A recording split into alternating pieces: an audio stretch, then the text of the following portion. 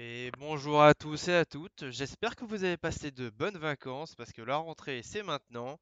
Et on commence la rentrée avec un nouveau build order, Heavy Macro. Et vous avez bien entendu de la bouche de Féro Cyril, un build order Heavy Macro, euh, un build order même 3cc, un build order 3cc qui va probablement vous surprendre, même si quelque part, fallait commencer à s'y attendre. Voilà, le niveau step up, on essaie de faire des choses différentes. Et là, voilà, c'était le moment de vous montrer la dernière trouvaille que j'ai fait. Car avant de continuer ce build order, je vais rapidement vous expliquer un petit peu le pourquoi du comment j'en suis arrivé à faire cette vidéo. Ça fait quand même 2 ans à peu près que j'ai arrêté d'en faire. Et il y a déjà bien 8 mois, je crois, hein, ou un petit peu moins, 7 ou 6 mois. Krax, donc mon manager de chez Gamers League, a subi le build order en question que je vais à peu près vous montrer. Un peu différent pour le coup. Et en gros, j'ai récupéré ce build order, le build order que la personne a fait, donc ce n'est pas le mien à la base. Voilà, il faut savoir que ceci n'est pas mon build order, c'est pas moi qui l'ai créé de toutes pièces, comme j'ai l'habitude de le faire. Mais néanmoins, je l'ai beaucoup changé. Beaucoup, j'ai pas envie de dire amélioré parce que quelque part, c'était pas non plus un noob qui avait fait ça, donc il avait ses raisons de le faire comme ça. Je l'ai juste remis à ma sauce et s'il existe déjà en vidéo, eh bien je suis désolé de plagier, mais quelque part j'avais envie voilà de partager un peu ce build order qui fait pas mal criser les ergs que je rencontre. On va pas se mentir. D'ailleurs, en parlant de Zerg, je jouais donc à ce moment-là contre Yogo. Si je vous mets Yogo dans la vidéo, j'aurais pu faire ce build, enfin faire cette vidéo sur un autre contre une autre personne. Mais en fait, je vous mets Yogo pour vous montrer que ce build order est viable contre des gens qui sont forts. Yogo, c'est un mec que je respecte énormément, surtout sur son niveau de jeu, parce que bah il est bon quoi, il est GM, il casse des culs en fait, il est fort. Même si en ce moment il semblerait qu'il soit pas dans une super forme, c'est pour ça d'ailleurs que j'ai pu le jouer. En attendant, il est vraiment pas mauvais, c'est un adversaire totalement legit, et donc quoi de mieux qu'un adversaire legit pour vous montrer mon build order. Nous sommes donc sur un triple CC, CC First. Oui, vous avez bien entendu, triple CC, CC First. Je vais vous re-expliquer le build order après, donc là je vous le mets juste en live. Hein, je ne vous dis pas ce qui se passe, je vous montre juste ce qui se passe. euh, Jusqu'à ce qu'on en arrive à la fin. Et à la fin, je vous expliquerai le build order en détail. Donc en gros, ce build order est un build order cheese macro. C'est un cheese macro. Il faut bien comprendre que le cheese, c'est un élément qui évolue au fur et à mesure du temps. C'est-à-dire que au tout début de WoW, on disait qu'un cheese c'était genre un truc où tu fais un peu d'armée rapidement, genre 3 axes proxy ou 2 axes proxy, t'attaques avec tes 5 ou 6 marines et tu tues le mec. Voilà. Ou tu fais un 12, ou tu fais un 6 pool, ou tu fais ou un 12 pool maintenant. Mais voilà, le cheese était essentiellement de l'armée rapidement. Et en fait, on s'est rendu compte que enfin, moi en tout cas, je sais pas si c'est quelque chose d'ordre général, mais je parle du principe que c'est censé un minimum l'être. Le cheese, ça peut s'étendre à autre chose que juste une agression à base de beaucoup d'unités en début de partie. Ça peut déjà être un cheese technologique où on fait bah, simplement une unité très puissante, très peu contrable en début de partie, ou alors, comme je le fais avec ce build order, on prend le pied inverse, on change en fait la donne et on dit bah regarde, je vais faire un build order tellement greedy que s'il passe, il n'y a aucune chance que tu gagnes la game à la fin. Il n'est pas là pour tuer le mec au début, bien évidemment. Faire 3cc, ça n'a jamais tué personne. Par contre, ce qu'on peut faire avec 3cc contre un mec qui joue normal ou qui essaye de briser en fait ce 3cc sans y arriver, ça par contre, ça peut être violent. Donc je pense que c'est à peu près voilà, c'est à peu près le moment où on va poser et on va expliquer le build order. Je vous ai pas montré la pose de la facto, mais vous avez probablement pu le voir dans la production. De toute façon, je vais tout redire. Donc, dès le début de la game, vous prenez un VCS. Vous prenez un VCS, vous en lancez un, mais vous prenez un VCS directement de votre ligne de minerai. Sinon, vous serez trop late en termes de dépôt et donc vous serez supply block. Vous le descendez, bim, dépôt. Ensuite, CC first. Donc, sur la majorité des cartes, c'est plus intéressant de prendre le minerai, de patrol et d'attendre. Sur une ou deux maps où la B2 et la B1 sont close l'une de l'autre, c'est pas si bête de remonter le VCS et d'utiliser le CC en production d'un autre VCS pour l'envoyer en bas, mais bon. Ça, c'est vraiment du détail de détail. Ce sera à vous d'optimiser après. Une fois que le CC est fait, en fait, à partir du moment où le CC est posé, vous comptez à peu près 3 secondes, vous récupérez un VCS de votre ligne de minerai, ou un VCS qui va sortir de votre CC, je me rappelle plus si c'est l'un ou l'autre, mais peu importe. Vous récupérez donc un VCS, vous le descendez, bim, Rax. Une fois que la Rax est posée, dès que vous avez la thune, un gaz. En gros, à part le CC First, vous faites Rax, gaz, factory, totalement standard. Enfin, presque totalement standard, puisque avant la factory, il y a un troisième CC. Et bien évidemment, ceci est censé être disposé de façon à faire un wall. Un wall où la partie la plus, comment dire, la plus fragile sera le dépôt. Après ce CC, donc, factory. Et dès que vous avez votre factory, deuxième gaz. Ça c'est, peu importe ce que vous comptez faire avec, le build order c'est ça. Enfin, en tout cas, c'est celui-là que je vous montre. Celui-là que je vous mets en valeur. Ensuite, vous, si vous voulez pas prendre de gaz, si vous vous dites, bah les coups de la facto, je pose 2 racks de plus, peu importe, c'est à vous de voir. C'est à vous d'essayer, de tester, de faire des choses. En attendant, voilà, c'est comme ça que je fonctionne. Et à partir de ce moment-là, vous avez double gaz facto. Là, le build order, il est open à tout ce que vous voulez. D'habitude, vous savez, les build orders, genre le Coca build, ce genre de truc. C'est vraiment, tu fais ton build et après, il n'y a pas tellement de possibilités de suite, quoi. C'est, eh bah, t'as commencé avec tes 2 racks, t'as tes Marine Steam, bah, c'est un build order bio, quoi. Voilà, hein, tu continues. Là, vous avez juste une rax, une facto. Vous faites ce que vous voulez. Si vous avez envie de lever la rax, de poser une IB à la place et de faire un lap tech avec la rax ici pour lancer un Steam, lancer 2 racks de plus, vous pouvez largement le faire, il n'y a pas de problème. C'est vous qui décidez. La suite, c'est totalement vous qui la décidez.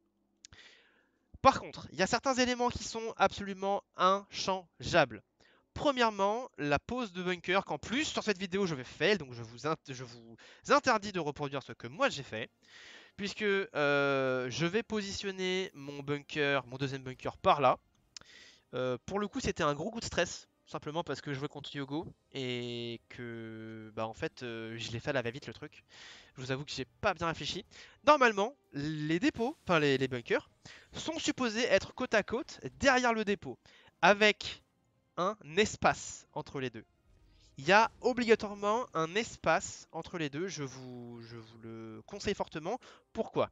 Parce que là, on va commencer à rentrer dans la phase où je vous explique toutes les cochonneries que vous allez pouvoir vous prendre dans la gueule. Parce qu'on va pas se mentir, quand un Zerg vous voit avec son dominant en début de game, qui voit CC first into 3 CC avant d'avoir un marine, le mec il a envie de vous cheese. Voilà, c'est une... Voilà, voilà, tout de suite, oh, oh, il a envie. Oh, ça, oh, tiens, on va poser, oh, tiens, on va poser un Batarouch, voilà, ou un Batabenling. Ça peut arriver aussi. Et justement, dans le cas où votre adversaire pose un Batabenling, vous devez impérativement avancer votre dépôt le plus possible dans le wall, c'est-à-dire que le wall doit rester droit. Bon, là, il est pas droit parce que c'est la map qui l'empêche, mais mettons qu'il n'y ait pas ce truc dégueulasse. Bah, la map, enfin, le CC serait là. Donc, le wall serait droit.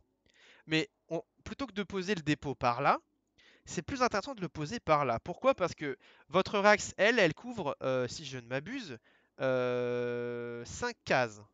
J'espère que je dis pas de conneries. Il y a 1, 2, 3, 4 et 5 cases. Enfin, ou 4 cases, peu importe. En gros, elle couvre 1 à 2 cases de plus que votre dépôt. Donc en fait, l'objectif, c'est que dans ces cases de plus qui sont couvertes par votre Rax, que votre dépôt, qui sont donc alignés en fait. C'est comme si normalement vous devez pouvoir prendre une règle et sur votre règle tout est voilà quoi, tout est aligné en fait. Il n'y a rien qui dépasse plus. Là c'est dégueulasse parce que le wall il empêche, mais sur certaines maps c'est totalement faisable. Et donc à ce moment-là, entre l'Arax et le mur, il y a la possibilité de positionner deux bunkers. Et donc ces 2 bunkers, vous les positionnerez côte à côte en étant sûr qu'il y ait un espace entre le bunker et le dépôt, je le rappelle. Pourquoi? Parce que si le mec vous Baneling Bust, les dégâts des Banelings seront uniquement pris en charge par le dépôt. Si votre dépôt est collé au bunker, le Baneling Bust touchera votre Rax, le dépôt et les bunkers derrière. Ce qui rendra vos bunkers beaucoup plus fragiles au moment où les Zerglings vont finir par essayer de rentrer. Et donc vous n'aurez pas le temps de pull vos VCS qui seront dans la B2 pour aller repair. Parce que le but, c'est bien évidemment d'aller repair votre wall. Et c'est pour ça qu'on fait une forme de double wall avec un petit sas d'espace de sécurité qui empêche la collision, enfin la collision du Benling sur le bunker à travers le dépôt. Parce que je vous le dis, ça m'est déjà arrivé, hein, de poser mes bunkers comme un gros zouave à côté. Oh, le mec il bébosse avec autant de Benling qu'il faudrait pour un dépôt, et mon bunker il était à moitié en train de cramer. Il est arrivé avec 3 Zerglings, il me l'a kické, et les 25 Zerglings sont rentrés, bim, le mec il m'a buté. Autre situation, c'est la situation que vous allez voir dans très peu de temps. On avance le replay parce que sinon il sera là dans 5 minutes. Blablabla, voilà. Ici, donc j'ai levé ma rax rapidement pour tuer l'Overlord, hein, ce qui empêche la vision. D'ailleurs, c'est pas trop mal. Donc d'ailleurs, ça le force à passer par l'autre côté, donc ça temporise un petit peu. Voilà, donc lui c'est quand même sacrément la version hardcore, hein. Lui, il a dit, je prends mes queens avec moi. Normalement, les mecs font pas ça. Mais pour le coup, c'est pas bête, parce que comme c'est un all-in ravageur, vous n'avez pas besoin d'avoir 50 larves à la maison. Donc pas besoin d'avoir 50 larves à la maison, ça veut dire que vous pouvez pull vos queens, les queens peuvent prendre les shots de tank, ils les ravageurs qui sont blessés par les tanks, etc. etc. etc. La majorité des cas ne sera pas comme ça. Je vous avoue, moi c'est très rare qu'on met un une avec un pool de queens. Mais ça peut se faire, donc voilà. La situation suivante, c'est celle-là. Il faut en permanence, quand vous êtes en situation voilà, où vous faites agresser, avoir des VCS en auto-repair qui repair en fait tout. Tous vos bâtiments. Tous vos bâtiments sont importants. Le CC, le dépôt, enfin la rax, le dépôt, tout est important. À ce moment-là, quand on voit la masse de ravageurs qu'il a, on sait qu'il n'y a pas de Zergling. Parce que sinon, l'important, c'est pas tellement que, comment dire, c'est pas tellement euh, que vous ayez des unités derrière, plus que vous ayez un wall. Bien évidemment, on va pas se mentir, quand il y a 50 ravageurs, on préfère avoir des unités qu'avoir un gros wall. Par contre, quand il y a énormément de Zerglings, le wall est plus important, même s'il n'y a pas un marine, parce que les Zerglings ne pourront pas abattre ce wall. Et c'est pour ça que le duo entre les ravageurs potentiels et les Zerglings speedling derrière, c'est le combo le plus puissant pour battre mon build order à moi. Parce que offensivement parlant, vous avez du DPS via les builds, via les auto-attaques de ravageurs. Et si jamais il y a un break dans le wall, les Zerglings peuvent s'incruster à l'intérieur et tout détruire. Pour le coup, ce n'est pas le cas, puisque mon adversaire n'a pas fait de Zergling. Mais regardez, cette position est très importante, parce qu'en fait, ce qui se passe, c'est que j'ai un bunker en free DPS, des VCS qui sont là pour repair un peu tout et n'importe quoi. Les VCS importants, c'est à mettre en auto-repair. Par contre, c'est à contrôler à chaque phase de fight. On va pas se mentir, vous n'avez pas 30 000 trucs à faire, à part à la limite macro vite fait des trucs, genre lancer des unités, parce que en fait votre B1 elle marche, elle tourne à plein régime pendant que vous faites agresser. Donc vous aurez de l'écho, vous aurez de quoi faire des choses. Et ce que vous allez en faire, eh ben, c'est eux en fait qui vont vous permettre de mettre en pratique, c'est-à-dire repair, reposer des bâtiments pour bloquer, etc., etc. Ici on a un Yogo qui dive en utilisant ses queens comme un bouclier et qui dive avec ses ravageurs pour détruire en fait les tanks qui sont la source de DPS majeure. Au-dessus, vous avez vu qu'au début j'étais sur une facto. Vous aurez vu dans la barre de prod que j'en ai produit une deuxième, hein, voire même une troisième. Et en fait, ces double facto LabTech me permettent, avec mes 3 et 4e gaz qui sont toujours en train de miner, ou presque, hein, de produire des tanks 2 par 2. Et donc en fait, l'objectif, c'est pas d'avoir beaucoup d'armées, comme je vous l'ai dit, parce qu'à ce moment-là, à 5 minutes, on pourrait avoir 20 marines, hein. 20 marines, ça peut reboot ça.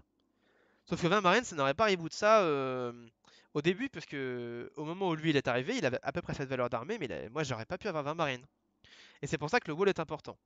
Et c'est pour ça que ces unités sont technologiques, donc plus late que des unités type marine et compagnie, mais elles ont beaucoup plus de valeur parce qu'elles sont capables de forcer l'adversaire à prendre des risques.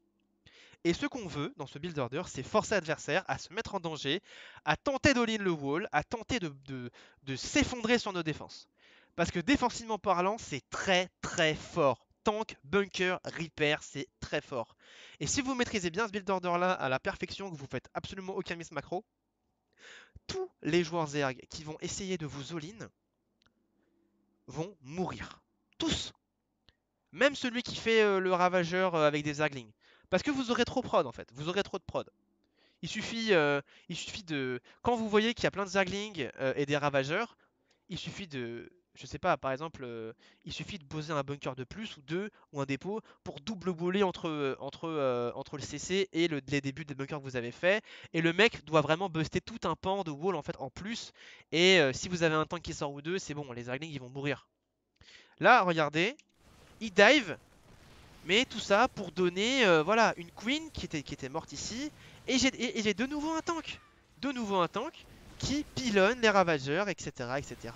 Donc malgré le fait que je perds des VCS à essayer de repair, lui il prend des shots. Il prend des shots de tank, il prend des shots de bunker. Il essaye de me faire des dégâts sur mon bunker, mais il n'y arrive pas, tu vois. Et c'est ça qui est important. C'est ça qui est important, c'est de tenir, de temporiser. Parce que plus on a des unités qui sortent, moins il peut passer. Et plus il est obligé de dive. Ah pardon, c'est là à ce moment-là qu'elle die la queen.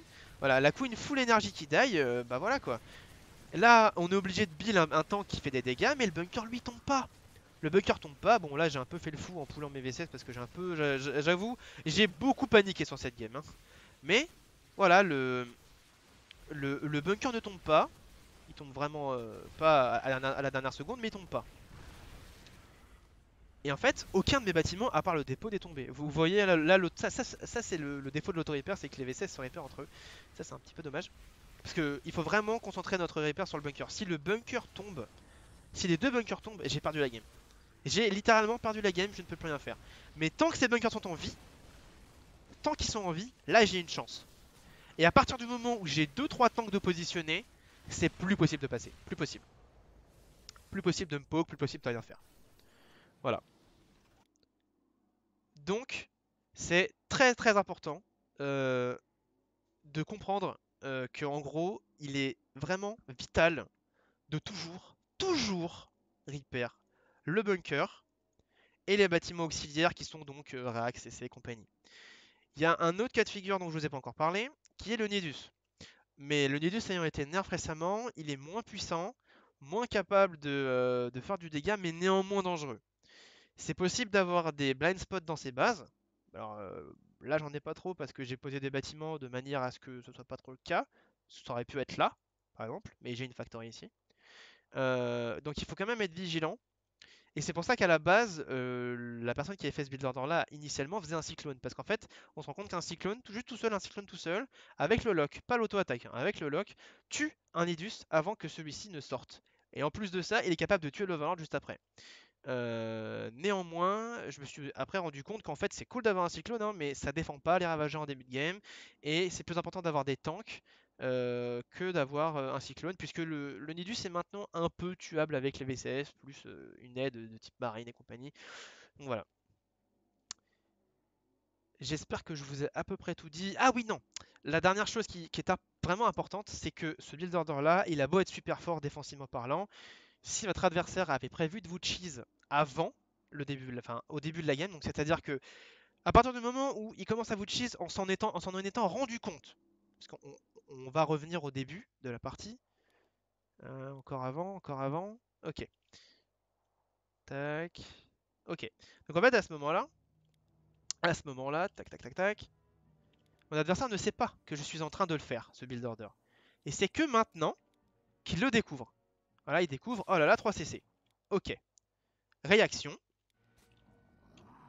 réaction, Bataroach. Le Bataroach est donc posé à peu près à 2,24, 2,25. Un mec qui veut vous cheese, son Bataroach il est posé largement plus tôt. Il a miné du gaz en quantité bien plus importante, ce qui fait ce qui fait qu'en fait les ravageurs n'arrivent pas, euh, tac, n'arrivent pas. Je vais essayer de vous trouver le timing parfait pour vous le montrer. N'arrive pas à peu près vers, tac, n'arrive pas, voilà, n'arrive pas vers 4 minutes 5, mais seront plutôt là vers 3 minutes 40, 3 minutes 20. Voilà. Et à 3 minutes 20, j'avais pas de tank. Et c'est ça qui fait toute la différence. Donc ce build order meurt sur un cheese blind. En fait, c'est possible de se faire blind counter. Il n'est pas imbattable. Voilà. Commencez pas à vous dire oh là là, le build order est tellement fort. Oh, je vais le faire dans toutes mes games. Je vais tout détruire, etc. Je bats tout le monde. Non. Ce build order là, si on vous cheese à la base, vous êtes mort.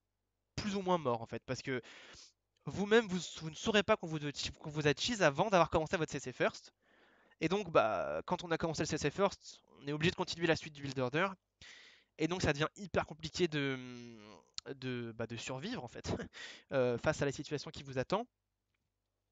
Par exemple, j'ai déjà subi des 12 pools où les Zaglings arrivent quand ce CC est en construction. Donc à ce moment-là, il faut pull les VCS, faut cancel le CC parce que forcément le mec il force sur le CC, il vous force le cancel du CC. Et donc l'objectif c'est voilà, c'est de le cancel le plus tard possible pour pouvoir le reposer, etc. De temporiser les VCS, les Zerglings, même essayer de les tuer, enfin bref. Vous allez voir, le build order est vraiment très compliqué à mettre en place, mais une fois que vous avez réussi à maîtriser cette mise en place, 90% des games que vous allez jouer, les mecs vont péter un câble, essayer de vous cheese au moment où ils voient ça, et à ce moment-là, c'est vous qui êtes devant. Parce que si vous défendez parfaitement, le mec, il a aucune chance de gagner la suite de la partie, peu importe comment vous avez agencé votre production, ce que vous jouez, bio, make-up, peu importe. Donc voilà, j'espère que cette petite vidéo vous aura été plaisante et vous aura appris un peu plus de choses sur StarCraft 2 et surtout vous aura permis de comprendre qu'on peut actuellement jouer macro contre Zerg en prenant un avantage indécent en macro en début de game. C'était un plaisir, c'était Ferro Cyril et je vous dis à la prochaine.